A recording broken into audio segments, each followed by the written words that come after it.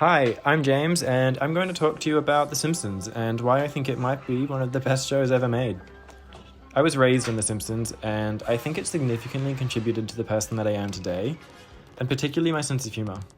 I think it's by no coincidence at all that most of my best friends would probably say the same about themselves.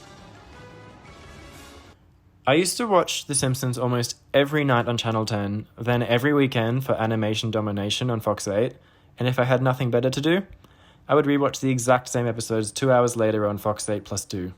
I loved it, my brothers loved it, it was even one of the few shows that my dad would happily watch with us.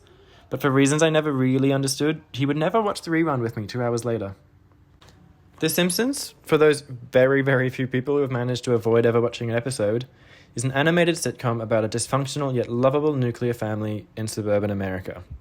The show got its start in 1987 as a series of shorts in The Tracy Ullman Show, a variety show produced by 20th Century Fox. The creator of the show, Matt Groening, created the family around his own family dynamic, with himself being reflected as Bart Simpson. While the show was still on The Tracy Ullman Show, the characters looked like a weird shadow of how we know them today, and honestly they were very creepy. But in 1989, The Simpsons was given a full runtime, primetime slot, and so began what we know as The Simpsons today. When The Simpsons debuted, it was in a time when television was dominated by soap operas and cheesy family sitcoms. What set it aside from the rest was its delicate balance between being a character-led family sitcom and also being an animation and having cartoon-based humor. And in this balance is what made The Simpsons so great. It was satirical, dysfunctional, new, and featured perfectly executed jokes by taking sitcom-style humor and elevating it with cartoon visuals. You might have noticed that I said what made The Simpsons so great, and not what makes it great. The Simpsons is still in production today, and there have been almost 700 episodes and over 30 seasons and a stream of awards.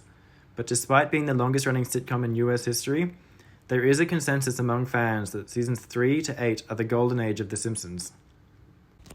This golden age ran between 1992 and 1997, and I was born at the very end of 97, so I never quite understood why people hated the later seasons. But if I were to trace back to all my favorite episodes, they almost all fall in this golden age.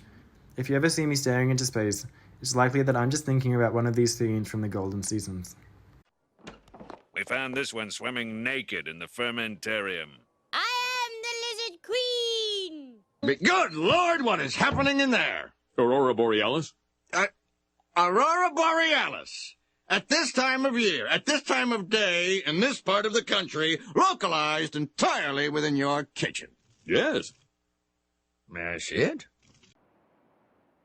Hey, Barney, what'll it be? I like a beer, Mo. I'd like a single plum floating in perfume served in a man's hat.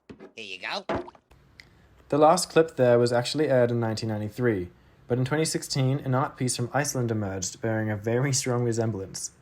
Additionally, this clip that I'm about to show you is actually from the Simpsons movie in 2007, but is increasingly relevant in today's political climate.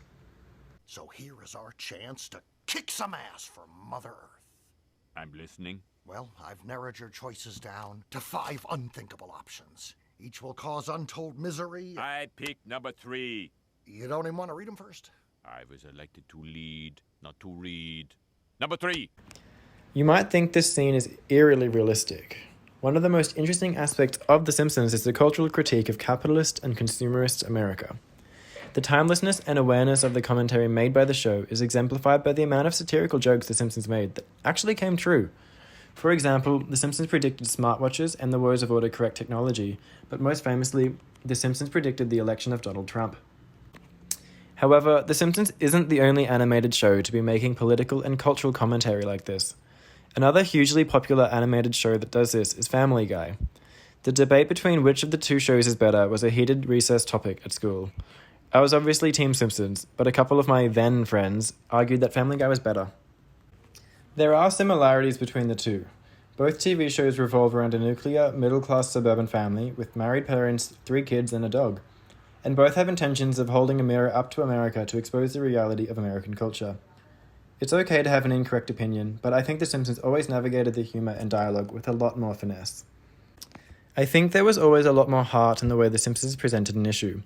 I think it navigated these issues through character development, and there was always a lesson to be learned.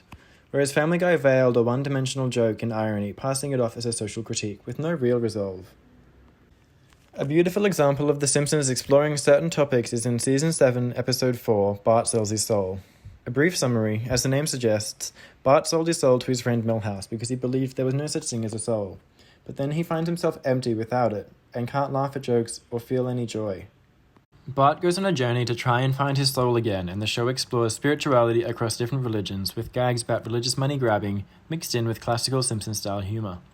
It's a perfect example of the delicate balance the show takes with its humour and social commentary. This episode has actually since been cited by books by a number of writers in the field of religion, philosophy, and psychology. However, all good things come to an end, and even though The Simpsons is still running, as I mentioned earlier, the golden age is long gone, and now fans refer to the show as Zombie Simpsons. It looks the same, it sounds the same, but it is a completely different show beaten to death by the network. Some fans pinpoint the exact episode where The Simpsons died, which is in episode 2 of season 9, called The Principal and the Pauper. In this episode, it is revealed that Principal Seymour Skinner, after 9 whole seasons of significant character development, was an imposter named Armin Tanzarian.